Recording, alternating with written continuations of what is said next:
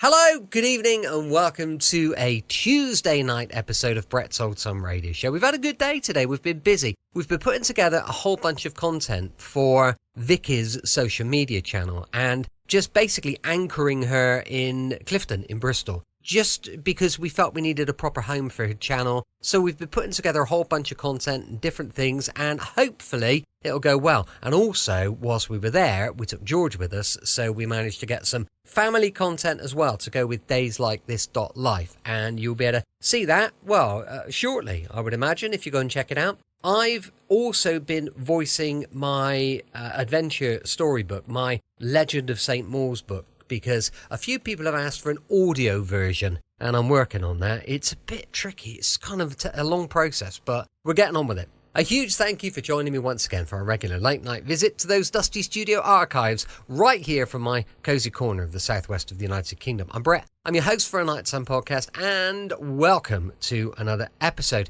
If you'd like to find out a bit more about us and all the things that we're up to, dayslikethis.life is our official website. So go check it out. That'd be brilliant. Now then, with it being a Tuesday, it is of course an episode of Sherlock Holmes. This one was first broadcast on the 9th of April 1945. It's called the Viennese Strangler. This episode from the life of Sherlock Holmes will be transmitted to our men and women overseas by shortwave and through the worldwide facilities of the Armed Forces Radio Service. Petri Wine brings you Basil Rathbone and Nigel Bruce in the new adventures of Sherlock Holmes.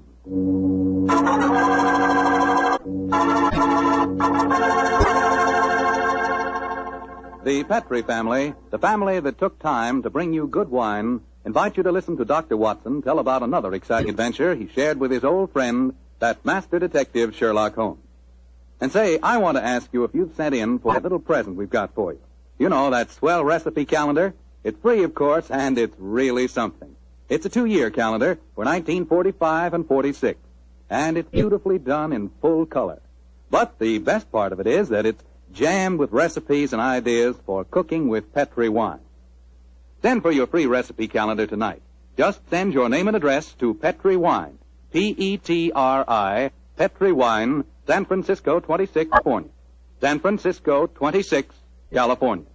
The requests for this swell calendar have been coming in so fast that you better help and get yours before we get snowed under. Write tonight, and we'll send you your free recipe calendar at once.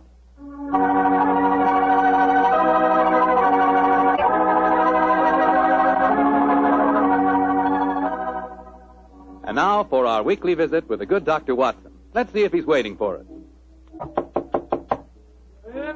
Come in. Good evening, Mr. Fogg. Oh, good evening, Doctor. Playing the phonograph, I see. Yes, my boy, and that particular melody has very potent memories for me. Here, I'll turn the thing on. You haven't come here to listen to a Mozart sonata. You want a story, don't you, young fellow, my lad? That's right, Doctor. Well, let's sit down. All right. That's better. Now I'll tell you what. Oh, thank you, Doctor. Began in Vienna in 1889, many, many years before the insane house painter named Schicklgruber had converted that gay city into a place of fear and oppression. And what were you and Sherlock Holmes doing there, Doctor? Just taking a trip? Mr. Foreman, in those early days of our association, we didn't have the time or the money for just taking trips. No, we were in Vienna because Holmes had been engaged in some highly important investigation. We were staying in a charming little pension inhabited by students and musicians. And on the night the story began, we'd finished dinner and had returned to our room. I was busy making some notes on the investigation we'd just concluded, and Holmes was scraping away at his beloved violin.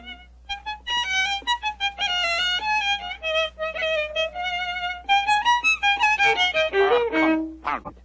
What's wrong? Why can't I get it? Oh, it sounds very pretty to me. Pretty, really, old chap. I'm on a turn. And a heavy-fingered one at that. Listen to this. Oh, sounds like a fiddler at an Irish wake. Oh, take it easy, Holmes. Take it easy. There's no need to fling the violin down like that. What's an old chap? Why, with all your other excellent qualities, are you not a pianist? What's piano got to do with it? In this case, everything. There's a piano in this room, and if you could play it, the Mozart sonata I'm struggling with might have some meaning. Come in. Oh, good evening, Fräulein. Wish to see me? You are Herr Sherlock Holmes. That is my name. Then, yeah, I wish to see you. I am Lea Bullenstein. I live here in this pension. How do you do? This is my friend, Dr. Watson. How do you do, Herr Doctor? Very glad to meet you, my dear lady. Fräulein Ullenstein, may I pay my tribute to the brilliance of your piano playing? You have the exact precision of phrasing that Mozart demands. How do you know of me? Both Dr. Watson and I were present at the command performance you gave at the Imperial Court a fortnight ago. Hey, curious, I knew I'd seen you somewhere before. My friend was just expressing the need of a pianist as you walked in, young lady. Perhaps I'm the two of sorry. you... I do not play with amateurs.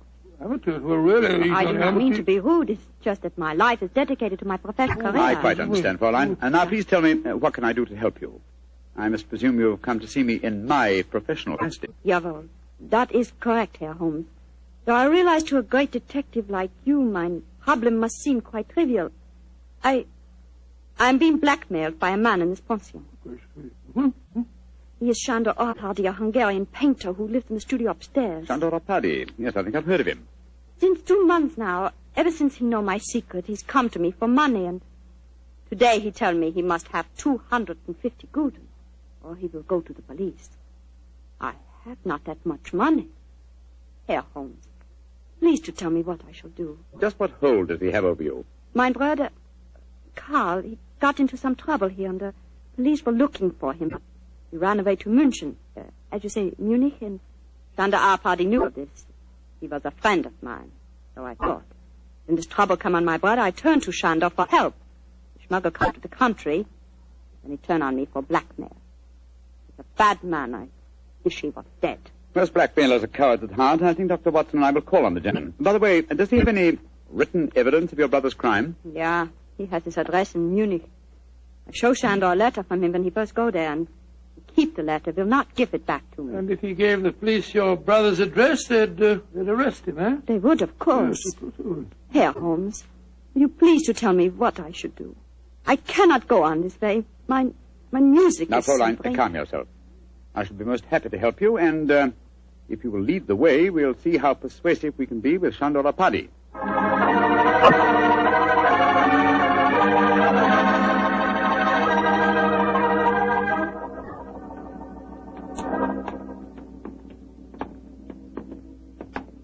That is the studio, Herr Holmes, at the end of the corridor. I see. Now, remember, young lady, you'd better let me do most of the talking.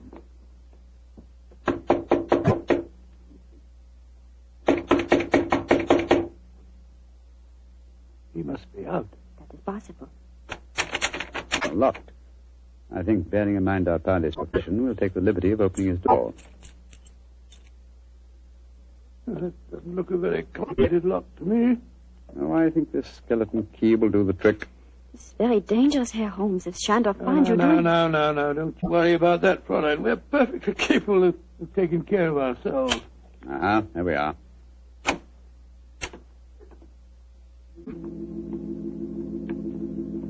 Close the door behind you, will you, Watson? Can't see a thing. I'll strike a match. Oh, Gottenhimmel! Quick, Scott, look at him. Slumped over his desk. Light the gas, will you, Watson? Right you are, Holmes. There. Judging from his appearance, Fräulein Ullenstein, I think Sándor Árpády had other enemies besides yourself. Less scrupulous enemies. He's been strangled. Look at the finger marks on his throat. Is he... Yes. His body is still warm, though. I'm afraid he's dead. I am glad. He was a bad man. Deserved to die. Watson, do you notice that the fingers of the killer have broken the skin and drawn blood? Oh, yes, so they have. Should we not communicate with the police? Before we do that, Fräulein, we must see if we can find your brother's letter. Help me move the body, will you, Watson? Lying across an open dispatch box that might contain the document in question. Right, John. Come on, Buffalo. That's it. The painter, the late Mr. Árpády, was an unusually methodical man. Everything filed here in alphabetical order. Here we are. You, Fräulein Lea Ullenstein. And the letter has the Munich postmark. I think this must be the document. Will you examine it, please, Fräulein? Yeah, this is the letter. Herr Holmes, how can I thank you? There's very little to thank me for. If the blackmailer were still alive, I fear it wouldn't have been so simple a matter. I wonder what other treasures this box contains. Hello? Hello? What is it, Holmes? Interesting. Extremely interesting. Look at this, old fellow. Good Lord. Information on the case that we've just been working on. Exactly, and from the names attached to the document, I think we may assume that the dead man did not confine his blackmailing to struggling young pianists.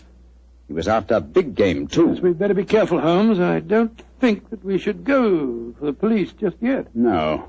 We'll start by having a little talk with the other residents of this pension. Fräulein, who lives in the room adjoining this one? I too, Herr Holmes. And the room across the landing? Lai Tong-fo, the great Chinese actor, he's roaming here in Vienna. I see. Then I think we'll start by calling on him. Return to your room, Fräulein, and we will let you know later what we've found. In the meantime, say nothing to anyone of what has happened. I will do everything you tell me, Herr Holmes, and please, once again, please let me thank you for what you've done for me. You know, Holmes, I'm not sure that girl didn't strangle a party herself. Pianist who would have unusual strength in her fingers. And we know that she had the motive. And look how unnaturally calm she was when she realized the man was dead. I disagree with you, old fellow. Huh? I think what you refer to as unnatural calmness is really the cold detachment of the two... Well, I have a feeling that we should keep an eye on her, just the same. We will, Watson, we will. And now I suggest we pay a visit across the landing to the distinguished Chinese actor, Mr. Ling Tu-fo.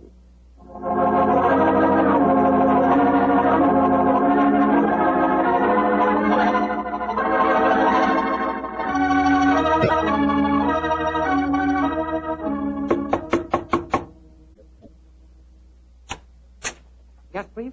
You wish to see me? If you could spare us a moment, sir. But of course, gentlemen. Please to come in. My name is Sherlock Holmes. This is my colleague, Dr. Watson. How do you do, sir? How do you do? I am greatly flattered to meet you. You are not here to see me in your professional capacity, I hope, Mr. Oh, Holmes? no, not exactly. I just wanted to ask you a few questions. Please, to ask me anything. Do you know Shandor Apadi, the painter who lives across the hall? I know him by sight. We nod to each other on the stairs, not more. I see. Have you been in your room most of the evening, may I ask? But yes, I have been sitting here quietly for the past few hours, reading over the Analects of Confucius. No, Confucius. May I ask, sir, whether you heard any unusual noises this evening? Sounds of a struggle or a cry from the direction of Sandor Pardi's room, for instance? I do not think so. Wait, yes. I think I did hear laced voices in there, and the sound of a cry. About how long ago was this? Oh, an hour ago, perhaps more. Is anything wrong? Has trouble come to Shandor? Sandor? I thought you said you had only a nodding acquaintance with the gentleman. Well, as a well-known artist, it is only natural I should call him by his first name, Mr. Holmes, even though I do not know him. Has something happened to him? I'm afraid so, but I can't tell you any more about it at the moment. Thank you for your cooperation. We shall see, no doubt. Good evening, sir. Good evening, gentlemen. Good evening. That fellow wasn't telling us the truth, you know, Holmes. He seemed very shifty to me. Well, where are we going now? Downstairs to the porter's desk. There's only one entrance to this house, you'll remember. The porter may be able to tell us of any unusual comings and goings in the last hour or two. Come on, old chap, don't dawdle. There's a great deal of work ahead of us.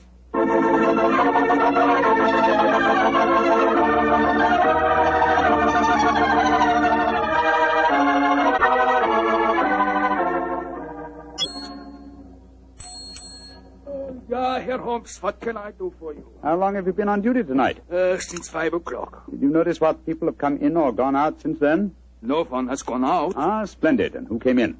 Fräulein Ullenstein came in just after 6, Oh, yes. and Herr Apadi, the painter, came in a few minutes later. That is all. Ah. Who lives in the other ground floor apartments besides Dr. Watson and myself? There are only 2 other apartments. In the one to the right of the corridor lives Madame Janssen. She's a Swedish lady, a sculptor. And in the other? Signora Violetti, the Italian opera singer. Oh, thank you. Thank you very much. I'm much obliged to you. I'm happy to be of service, Herr Holmes. Where are we off now? Back to our rooms? Oh, we'll call on Madame Violetti if she's at home.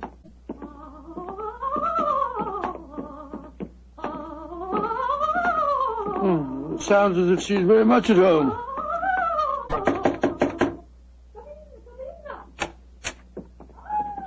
Signor Sherlock Holmes, that is a friend have come to see me. Bravo, bravissimo. I have so much wish to make your acquaintance. Sit down. No, I'm afraid we can only stay for a moment, madam. My friend wanted to ask you a few questions. Yes, Signora. I just wanted to I know... know your questions. Oh. You play the violin. I have heard you. Yes. You want to know whether the great Valeria will allow you to accompany her in a magnificent soprano aria allo so from Mozart's Il Flauto Magico. Your latest answer to your question is si. Yes, madam. Forgive me, Signora, but if you don't mind. But that was not one of my questions. It was not? But I will sing it with the same. You flatter me, but at the moment there are other things on my mind. Signora Violetti, do you know Chandora Paddy? By his side. That is all. He make eyes at me, but I no pay attention. I do not like Hungarian. You haven't seen him this evening? No. I've been alone, reviewing the score at La Traviata. I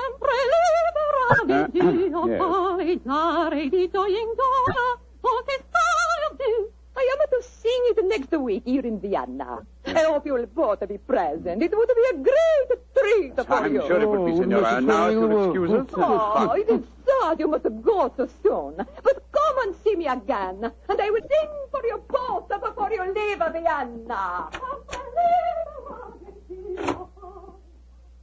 Great Scott, what a ghastly woman. She's not your murderess, I'm sure. And now I suppose we'll have to question this sculptress woman. And then we'll talk to everyone in the house. No, I think before we visit her, we'll examine the dead man's room a little more closely. That black tin dispatch box may hold the key to this mystery.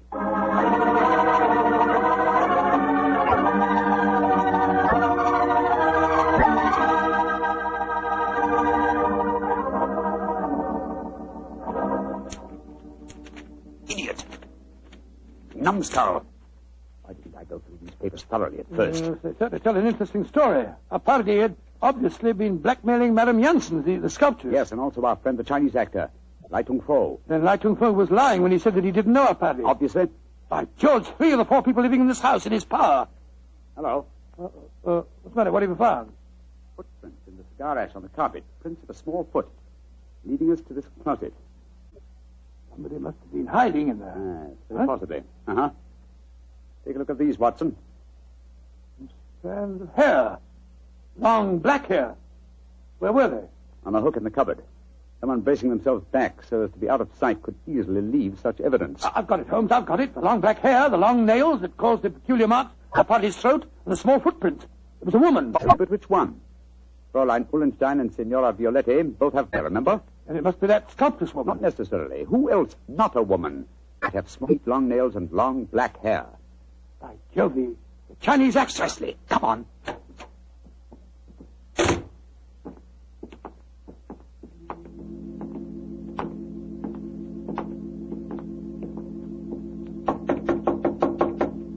hope he's still there.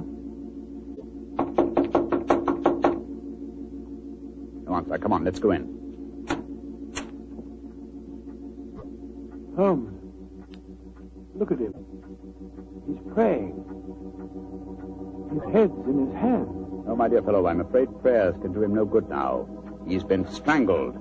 Strangled with his own cue.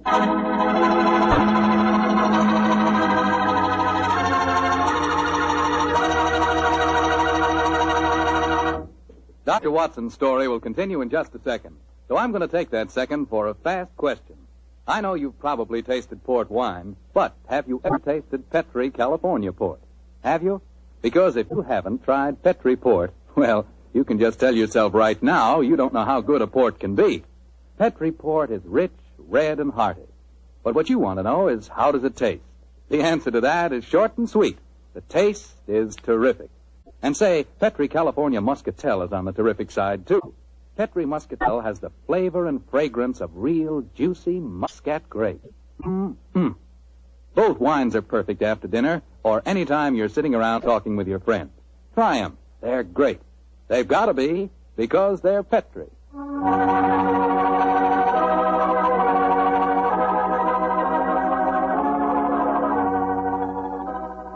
And now back to tonight's new Sherlock Holmes adventure. The famous pair are staying in Vienna, where they've become involved in the mysterious strangling of a notorious blackmailer. As we rejoin our story, Sherlock Holmes and Dr. Watson are cross-questioning another of the suspects, a Swedish sculptress by the name of Madame Janssen. What do you want with me? Why have you come in here? Well, we just wanted to ask you a few questions, madam. To admire your figurines, may I? You always work in clay? Yeah, but what's that to you?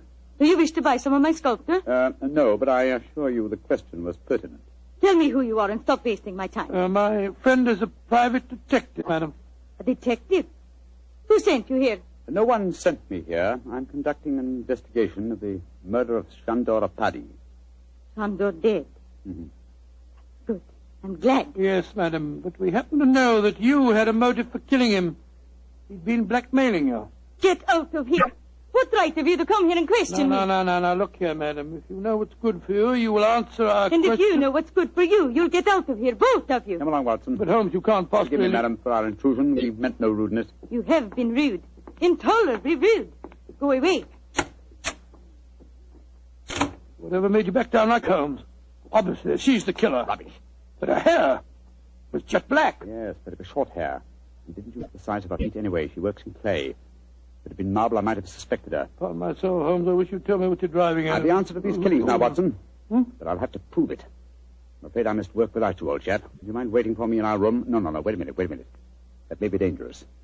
Wait for me in Signora Violetti's room, if you don't mind. I'll join you there as soon as my work is done.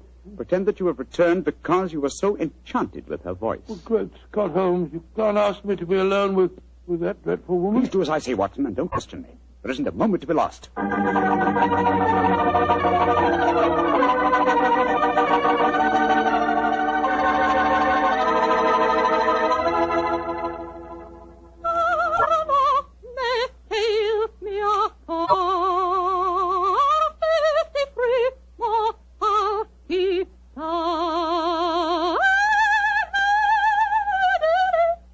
Of course you know the aria, my dear doctor. No, madam, I'm afraid I don't. You've not heard about great Giuseppe Verdi?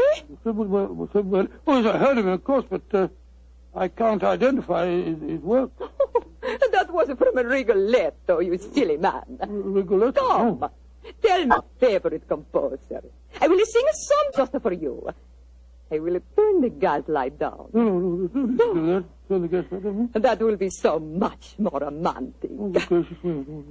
Now, who is your favorite composer? Oh, I don't know that I have any favorite. What's his name? Wagner's very fine, you know. Wagner is a heavy like most German composers. But the Violatti can master him. Oh, Lord, here she goes again.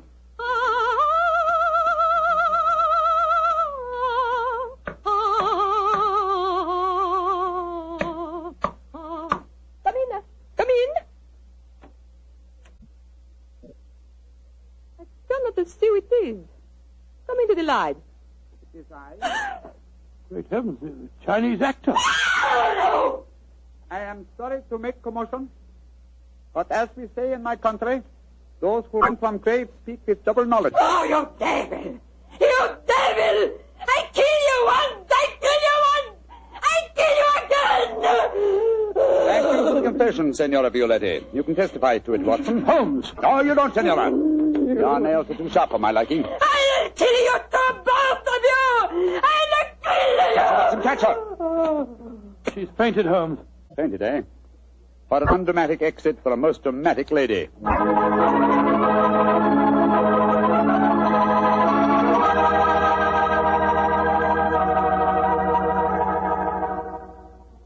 Well, Holmes, now that you've turned Signora Violetti over to the police, perhaps you'd tell me what made you certain that she was the murderess. It was obvious from the beginning that Apari was strangled by someone with long fingernails.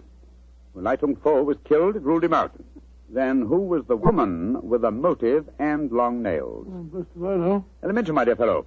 Was the woman Fräulein Ullenstein? No. Being a concert pianist, her nails were naturally short. The sculptress who worked in clay? Again, no. That would make it impossible for her to mold her delicate figurines. Therefore, Signora Violetti, by the process of elimination, was the only woman with long nails. But why did she strangle the Chinese actor, too? Undoubtedly, he witnessed the first killing. The long black hairs in the closet were from his cue. I presume that later He threatened Signora Violetti, and so he himself was strangled. I still don't understand why she strangled our party in the first place. Watson, I think you'll find that he's been blackmailing her, too. Remember, he had documents incriminating everyone in the house except her. I think we may assume she killed him and then removed her own papers from the dispatch box. But I'd no proof, and so, well, I had to frighten her into confession. So that's why you disguised yourself as Lai Tung Fu. Yes, I borrowed the robes from his room. It was lucky that the lights were low as I entered. Yes. And it's also fortunate that to the average European, all Chinese look alike. Come in. Ah, Fräulein Ulfstein. We'll be in to see you in a few minutes. I have been waiting so anxiously. Is everything all right? Well, from your point of view, my dear young lady, yes. There's nothing more for you to worry about. Oh, I would like to refer you, Herr Holmes. Yeah. I've done very little for you, but if you really feel that you owe me something... Yeah? Well, perhaps just this once you wouldn't mind accompanying an amateur? It would be a pleasure. What is it you wish me to play? A Mozart sonata. But of course. The rondo from the E-flat, I suppose. That's splendid. Please, Fräulein. You like Mozart, Herr Doctor? Oh, very much, young lady, very much. In fact, I might say he is my favorite composer.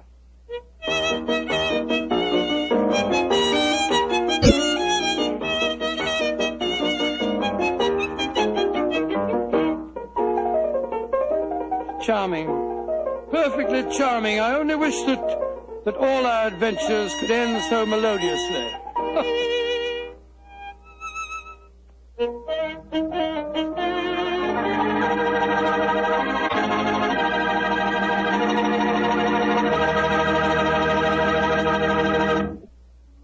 Tonight's Sherlock Holmes adventure is written by Dennis Green and Anthony Boucher and is based on an incident in the Sir Arthur Conan Doyle story, A Case of Identity. Mr. Rathbone appears to the courtesy of Metro-Goldwyn-Mayer and Mr. Bruce to the courtesy of Universal Pictures, where they are now starring in the Sherlock Holmes series. This is Bill Foreman saying goodnight for the Petrie family. This is the Mutual Broadcasting System.